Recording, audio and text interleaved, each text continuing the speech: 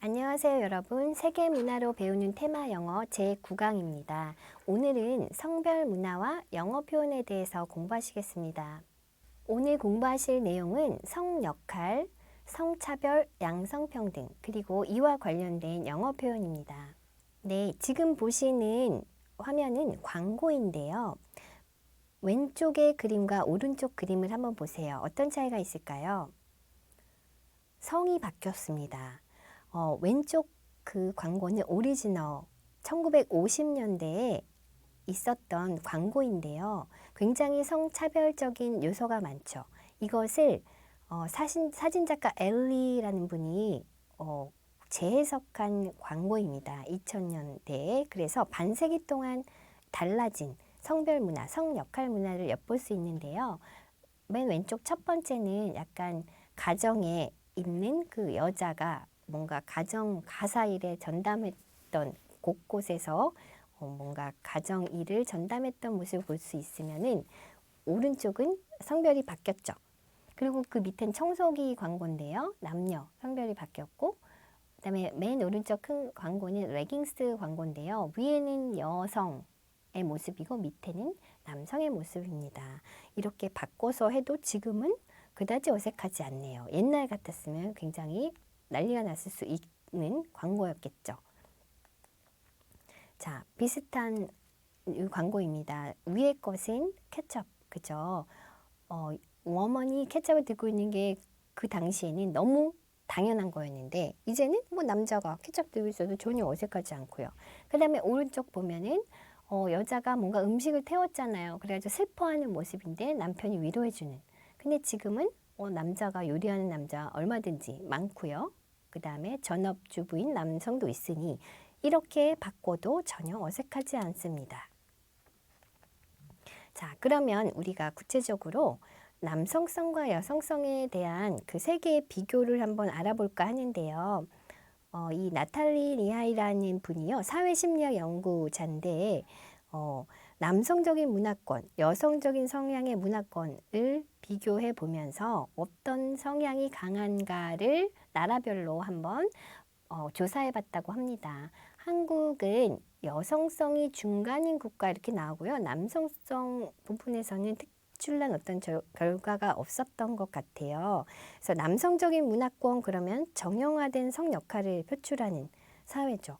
그리고 뭔가 영웅적인 행동, 성취 중시하는 문화고요. 여성적인 문화 그러면은 약간 통합, 그 다음에 관계지향성 이런 문화라고 우리가 볼 수 있는데요. 한국은 이렇게 일단은 순위가 나왔습니다. 여성성이 중간인 국가 39위. 네. 자, 그러면 조금 더 자세히 들여다보겠습니다. 주요국 성별 가사 노동 시간인데 이거는 OECD에서 2015년에 일가정 양립 지표를 성별로 한번 나눠봤거든요. 우리나라는 어디쯤에 있냐면 여기입니다. 근데 26개 나라 중에서요. 몇 위냐면 26위를 차지했어요. 그래서 조금 남자보다 여자가 훨씬 가사 노동 시간이 많은 걸로 이렇게 대비돼서 나왔는데요. 네. 최근에는 조금 달라지긴 했는데 이렇게 비교한 지표는 요때 지표가 있어서 가져왔고요. 일단 가부장적인 것을 영어로 가부장적이다라는 표현은요, patriarchal이라고 하는데요. 이 반대로 목의 중심은 matriarchal이라고 합니다. 근데 어쨌든 이 가부장적인 것, 즉 남존여비 사상이 어떤지에 대해서 조금 우리도 남아 있지만 이 가사노동 부분에서 단편적으로 찾아볼 수 있죠. 가사는 여자의 것이다. 자, 그러면 최근입니다. 2022년 우리나라 가사 분담 비율을 살펴봤어요. 전반적으로 남성도 많이 늘어남을 볼 수 있죠. 그리고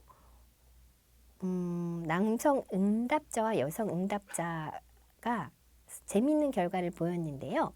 서로 내가 더 많이 한다라고 인식하고 있다고 합니다. 근데 실제로 보면 결과를 보면은 여자가 전반적으로 모든 면에서 높다는 것을 알 수 있겠죠.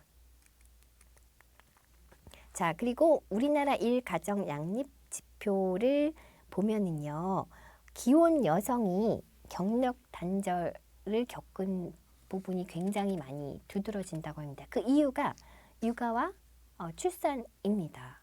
그래서 기혼 여성 60% 이상이 경력 단절을 경험했다. 맞벌이 규모는 늘어나는데, 그리고 경력 단절 큰 이유가 뭘까요? 네, 뭔가 보육할 수 있는 기관이 부족해서일 수 있겠죠. 그래서 다음을 보시면요, 어린이집 현황 이런 것이 나와 있는데, 바람직한 것은 점차 늘어가고 있다입니다. 그래서 앞으로 더 잘 정착이 되고 지원이 돼서 뭔가 인구 감소도 방지하고 일과 삶의 밸런스를 잘 지킬 수 있는 그런 쪽으로 나아가길 바랍니다. 우리나라 성별 평일과 주말의 시간 사용에 대한 지표인데요. 살펴보시면 어떻습니까? 네, 전체 가사 시간이 평일보다 주말이 조금 증가할 수밖에 없겠죠. 증가하고 있고, 남성과 여성 모두 가사와 돌봄에 할애하는 시간이 증가하는데, 전반적으로 여기서도 여성이 남성보다 더 많은 시간을 할애하는 걸 볼 수 있고요. 가사뿐 아니라 앞에는 가사가 나왔는데 돌봄 활동, 그죠? 어린이들 돌봄 활동에 주된 시간은 역시 여성임을 알 수가 있네요. 같이 일할 때는 같이 하면 더 좋을 것 같긴 합니다. 자, 그 다음에 우리가 보실 것은요, 대한민국 성평등 순위 관련 뉴스 영상인데 한번 보고 오실게요. 한국의 성평등 수준이 전 세계적으로 여전히 하위권이라는 분석이 나왔습니다. 현지 시각으로 20일 세계경제포럼이 내놓은 2023년 세계 젠더 격차 보고서를 보면 한국의 젠더 격차 지수는 0.680을 기록했습니다. 전체 146개 국가 중 105위입니다. 지난해보다 지수가 떨어지면서 99위에서 6계단 하락했습니다. 젠더 격차 지수는 1에 가까울수록 양성평등이 잘 이뤄지고 있다는 겁니다. 한국의 젠더 격차 지수는 2019년 108위였고 2020년 102위, 지난해 99위로 꾸준히 올랐다가 올해 다시 떨어지면서 양성평등 후진국이라는 오명을 벗기에는 아직 역부족이라는 지적이 나옵니다. 부문별로 보면 경제 참여 기회 부문에서 114위, 교육 성취 부문에서 104위에 머물렀습니다. 특히 정치 권력 분배를 보면 의회에서의 여성 비율에서 0.3형사를 기록해 84위에 그쳤습니다. 세계경제포럼은 피지와 미얀마, 한국 등은 정치 권력 분배 부문에서 가장 퇴보한 국가들이라고 꼬집기도 했습니다. 한편 1위는 지난해와 마찬가지로 아이슬란드가 차지했고 노르웨이, 핀란드, 뉴질랜드 등이 뒤를 이어 북유럽 국가가 최상위권에 다수 올랐습니다. 한국보다 성평등 수준이 낮은 곳은 중국, 일본, 인도 등이었습니다. KBS 뉴스 박혜진입니다. 네, 잘 보셨습니까? 우리나라 순위가 높지 않죠. 네, 그래서 젠더 격차 지수는 100위권 바뀌고요. 정치 권력 분배 84위. 전체적으로 조금 부진한 상황이니까 더 좋은 사회로 나아갔으면 좋겠습니다. 여러분이 일조하시기 바라고요. 자, 이제 중국입니다. 중국에서는요, 여성의 지위가 높은 편이에요. 어떻게 그렇게 됐냐면은 1949년에 마오쩌둥 사회주의 시대에서 여성 억압을 철폐했다고 합니다. 그래서 남녀평등 실현을 위한 법적 조치를 취했고요. 그리고 55년에 50년대 들어서 육아휴직법을 또 선진적으로 만들었네요. 그래서 타거서를 확충하고 동네 공동식당을 마련했다고 합니다. 아래 사진 보시면은요, 집에서 밥하지 말고 나와서 공동식당에서 먹어라. 근데 굉장히 급진적이고 미래지향적이긴 했으나 이때 사실 여성 노동력을 많이 필요로 했기 때문이기도 하죠. 그런 사회적인 이유도 있다고 합니다. 그리고 지금까지도 여성의 날을 정해서 여성만 휴가를 주고 선물을 주고 이러기도 한다고 합니다. 그리고 경제권을 여성에게도 보장하면서 일자리를 분배하고 노동자로서의 정체성을 가지게 했어요. 그래서 이 치파오, 치마를 입지 않고요. 바지 차림의 의상을 여자들이 많이 입어서 무성의 시대다라고 일컬어지기도 한다고 합니다. 이후 80년, 90년대에는 중국에서도요, 시장 경제가 도입됐죠. 그래서 많이 여성이 불리해졌어요. 이 경쟁에서 남자들이 많이 시장 경제에서 활약을 했고, 그러다 보니까 막 여자들이 오히려 또 실업 위기를 겪게 돼서 90년대 이후에 뭔가 여성 귀가론이 등장을 했다고 합니다. 그래서 결국은 여자가 다시 집에서 노동을 하게 되고 자연적인 어떤 여성다움을 추구하면서 고학력 젊은 여자들이 또 많이 나오게 됐고, 그러면서 내가 둘이 벌지 않아도 충분한데 뭔가 가정을 꾸릴 수 있을 만큼 여유 있는 환경이기 때문에 전업주부들이 또 늘어났다고 하죠. 그래서 뭔가 그냥 실업 위기로 내몰려서 여성 귀가론이 90년대였다면 2000년대 이후에는 부유한, 그냥 편안한 전업주부가 증가를 했다고 하죠. 그래서 뭔가 남자 여자 역할 분배가 있고 그렇게 동등하다. 일만 분리했을 뿐이지 어떤 일을 하든 지위는 동등하다. 뭐라고 했다고 하죠. 자, 사우디아라비아의 성별은 어떨까요? 성차별. 네, 이슬람 율법을 따라서 생활하기 때문에 이 국가에서는 외간 남녀가 공공장소에서 마주할 일이 없도록 거의 규정을 하고 있죠. 그래서 식당이나 카페 등에서도 출입구가 다르고요. 교통수단에서도 앞문은 남자, 뒷문은 여자 이런 식으로.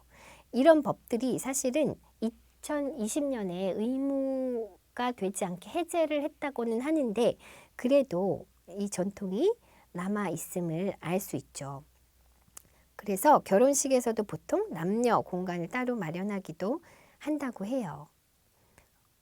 그런데 이런 남녀 어떤 분리 규정 이런 것을 조금 느슨하게 풀어주는 시책이 무함마드 빈 살만 사우디 왕세자가 이렇게 사회개혁을 하면서 이루어졌고요. 이런 사회개혁 정책 비전 2030의 일환으로 이렇게 시행하고 있다고 합니다. 그런데 여기서는 남성 후견인 제도인 마흐람 제도를 계속 이렇게 시행해 왔었는데요. 이건 뭐냐면은요. 가족 중에 남성 보호자가 여자가 출국하거나 교육하거나 취업, 결혼할 때 뭔가 법적 행위, 법적 승낙 권한을 갖는다는 거예요. 그래서 이런 제도가 있기 때문에 조금 여자들이 많이 억압받고 제재를 받는 거는 맞는 것 같습니다. 위에 그 사진을 보시면요. 2019년에 이 한국 그 방문을 했을 때 사우디 측에서 그 투자 관련 어떤 교환하는 그런 모습이고요. 그 다음에 이 밑에는요. 2020년 기사인데 이 여성이 누구냐 하면은요. 이 이슬람 여성, 사우디아라비아 여성 래퍼 아야셀이라는 사람인데 이 여성 래퍼가 청바지를 입고 선글라스 쓰고 젊은 남녀들이 막 자유롭게 춤추는 모습을 영상에 담았어요. 그래서 이거를 보고 이 당국에서 이거는 굉장히 안 된다 하는 굉장히 보수적인 눈으로 전통을 파괴했다라고 해서 체포 명령을 내렸다고 하죠. 그래서 사실 외설적이거나 우리가 봤을 때는 하나도 문제될 장면이 들어가지 않지만 무슬림 여성들이 이렇게 대우를 받고 있구나, 제재를 받고 있는 나를 알 수 있는 그런 사회적인 어떤 일이었습니다. 그래서 여기도 한번 영상을 보시면 좋겠습니다. 자, 이 영상은요, 사우디아라비아의 BTS 공연인데요. 이 BTS 공연을 위해서일 수도 있지만 어쨌든 그 왕세자의 주도로 이렇게 2018년 이후로 여성의 축구장 입장과 운전을 허용했고요. 그전엔 안 됐고요.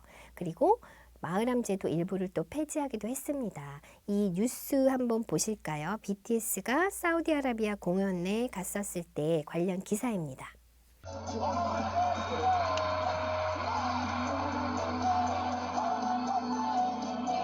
방탄소년단이 사우디아라비아에서 해외 가수 최초로 단독 콘서트를 열었습니다. 공연에 앞서서 사우디 정부는 이슬람 규정까지 완화하는 모습을 보였는데요. 3만여 명의 사람들로 가득 찼던 현장 모습을 카이로에서 이대호 기타원이 전합니다. 방탄소년단을 상징하는 보랏빛 조명이 공연이 열리는 사우디 수도 리야드를 수놓았습니다. 입국하는 방탄소년단 거의 국빈대우였습니다. 중동의 한류 팬들은 공연 수시간 전부터 멤버들 이름을 연호했고 리허설 땐 한국말 노래를 따라 부르며 분위기를 띄웁니다.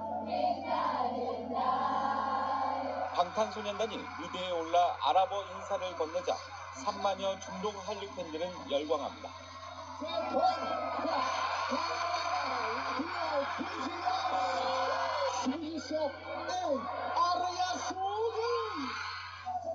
방탄소년단은 현지 문화를 고려해 복근 노출 등의 안무를 자제하며 공연을 진행했습니다.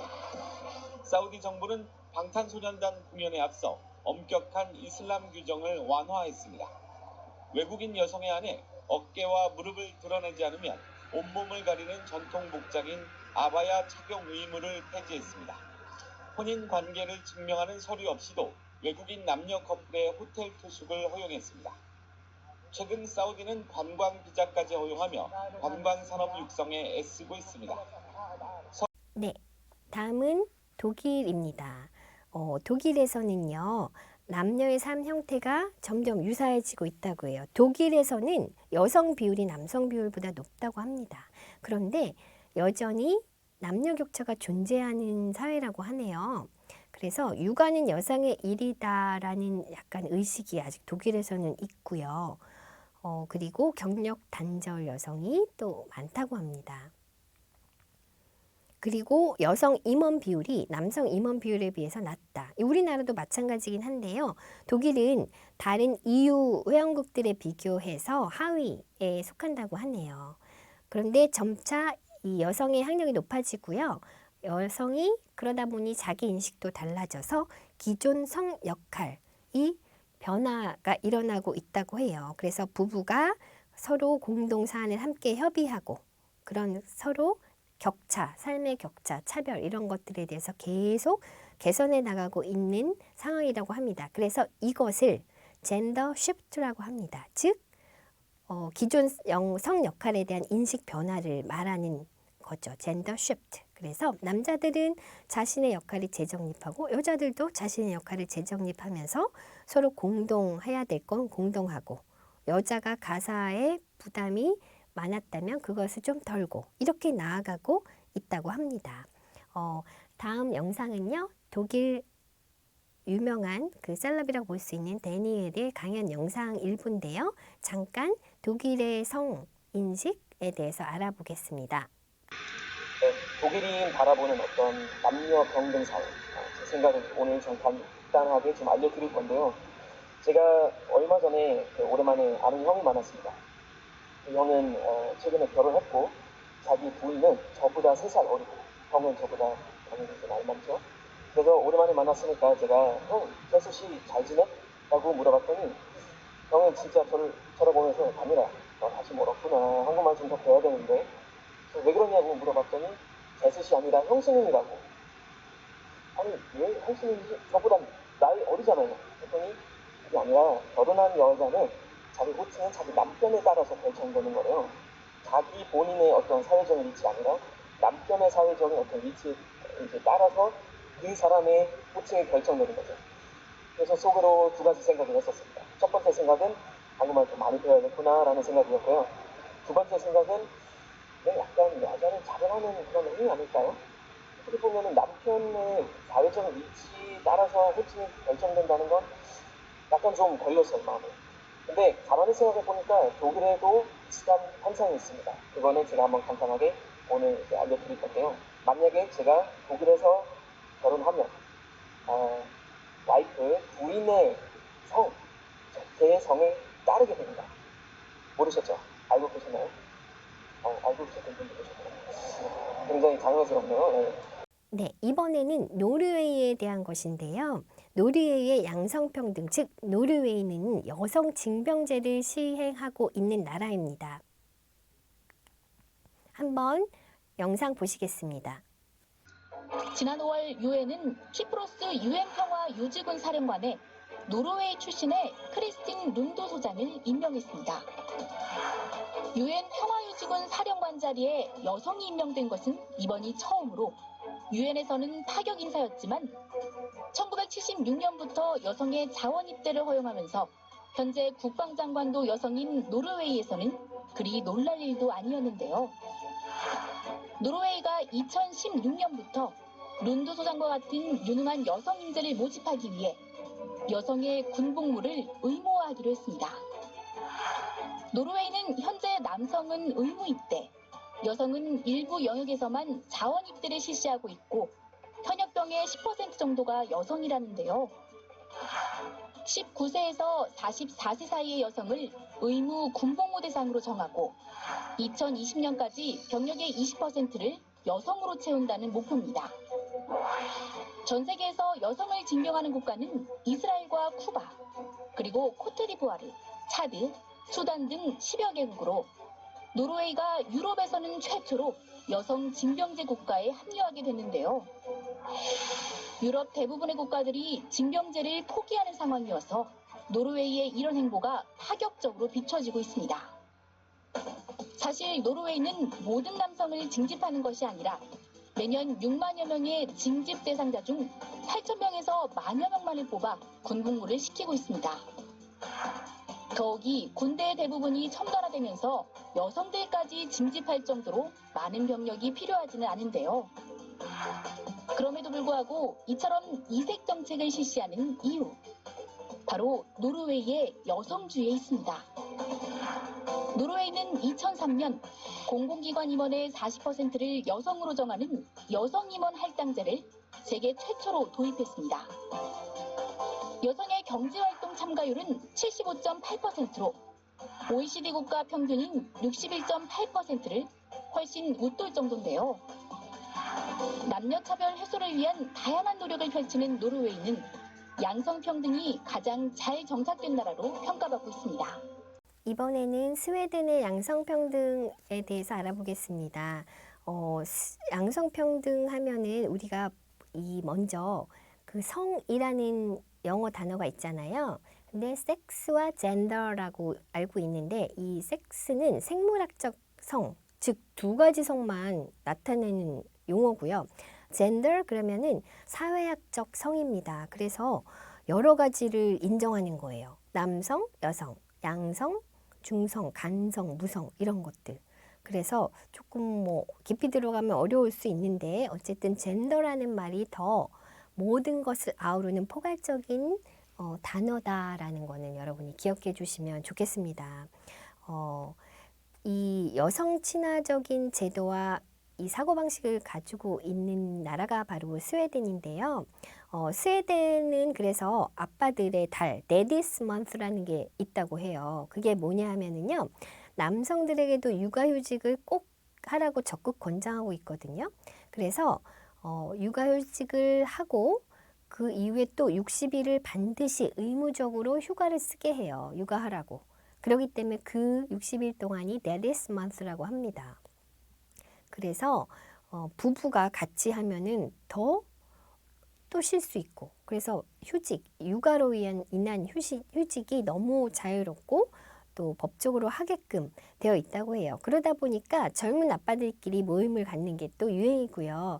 평일날 낮에 유모차를 끌고 이렇게 나와서 커피 마시고 있으면서 수다 떠는 아빠들의 모습이 많다고 해요. 그래서 그거를 라떼 데디라고 또 부르기도 한다고 합니다. 그래서 스웨덴이 성평등으로 굉장히 조금 알려진 나라이기 때문에 스웨덴식 성평등 교육 이런 책이 나오기도 하죠. 그래서 이 스웨덴은 그 경제협력개발기구 OECD에 의하면은 출산율이 최상이라고 해요. 이렇게 출산할 수 있는 사회적 제도가 잘 갖춰져 있기 때문에 출산율이 최상위가 아닌가 합니다. 그래서 이 휴직 제도, 휴가 제도가 잘 되어 있기 때문에 우리 영어로 한번 알아보면요. 그 부모의 육아휴직은 parental leave라고 합니다. 그리고 여자는 엄마 육아휴직은 maternity leave, leave가 휴가죠. 그 다음에 paternity leave는 아빠가 휴가를 할 때 이렇게 부릅니다. 그래서 이 스웨덴에서는요, 성별 이분법적인 용어를 잘 안 쓰고요. 성중립 정책을 따르게 해요. 그래서 뭐 남자, 여자 이렇게 부르지 않고 뭔가 중성적인 언어를 많이 쓴다고 합니다. 네, 이어서 성평등, 성차별 관련한 영어 표현을 한번 알아볼까요? 성평등 그러면 gender equality라고 할 수 있죠. 그리고 성차별, discrimination이 차별이란 말 아시죠? 그래서 sexual discrimination 또는 gender discrimination 또는 sexism이라는 표현을 하고요. 이 discrimination은 사실 굉장히 뭐 다문화 세계 그런 다문화 국가에서 많이 씁니다. 미국에서도 굉장히 많이 쓰고요. racial discrimination, minority discrimination 이런 말 되게 많이 쓰죠. 네, 차별. 그 다음에 성차별주의, 다른 말로 또 섹시즘이라고 하고요. 성차별 금지법, 금지하다, 금지가 prohibition이죠. 그래서 prohibition on gender discrimination 이라고 합니다. 그 다음에 성차별 당하다, be sexually discriminated 라고 하고요. 성차별적 발언, make a sexist remark라고 합니다. 여기 보면 이 밑에 제가 according to the United Nations Development Program, South Korea ranked 10th out of 188 countries in terms of gender equality라고 썼는데요. 이건 사실 허상이죠. 우리가 조금 전에 보셨던 그 랭크를 보시면 젠더 평등 지수가 우리가 높지가 않았는데요. 여러 가지 요인으로 높게 잘못 카운트된 것이라고 해석을 하는 그 의견이 대다수인데 왜 그랬냐? 미성년자 출산율 아니면 여자 고학력률 이런 것들도 그 지수에 포함되어 있었는데 우리나라 그거는 굉장히 좋은 편이잖아요. 그러다 보니까 랭크, 그 두 항목 때문에 랭크가 올라갔지 진짜 성평등 이런 거랑은 아직은 멀었다. 그러나 이렇게 지향하면 좋겠다는 의미로 제가 한번 써봤습니다. equality 그러면은 평등이죠. 네. 자, 그 다음에 성포괄적, 성중립적 영어 표현 이게 나왔는데 이게 무슨 말이냐 하면요. 그냥 젠더를 바로 나타내는 he, she 들어가는 그 용어보다는 우리가 모든 것을 포괄하는 모든 성을 포괄하고 중립적인 표현을 써야 한다고 UN에서 가이드라인을 제시했습니다. 그래서 UN은 전 세계 나라들의 집합체잖아요. 그리고 전 세계를 대상으로 일을 하기 때문에 성 정체성을 차별하지 않는 방식을 굉장히 중요하게 생각합니다. 그렇기 때문에 이런 가이드라인을 제시했고요. 이런 것들을 non-discriminatory language라고 하는데요. 예를 들어 드릴게요. chairman. 옛날에는 chairman, man이 들어갔잖아요. 그럼 chairwoman은 어떻게 해요? 그래서 chairperson으로 바꾸자. policeman도 police officer. 그 다음에 spokesman, spokesperson. 그 다음 mankind, 인류 이런 걸 부를 때 왜 man이 들어갑니까? 그래서 humankind. 그 다음에 man-made 이런 것도 human cause 또는 artificial 이런 식으로 바꾸고요. 우리 미세스 옛날에 결혼한 여자를 미세스라고 불렀으면 그냥 통틀어서 결혼 유무와 상관없이 미스라고 부르는 게 맞다라는 쪽으로 가고 있고 실제로 그렇게 사용하죠. 그리고 모든 성소수자들을 우리가 포함해서 아울러서 LGBTI라고 부르잖아요.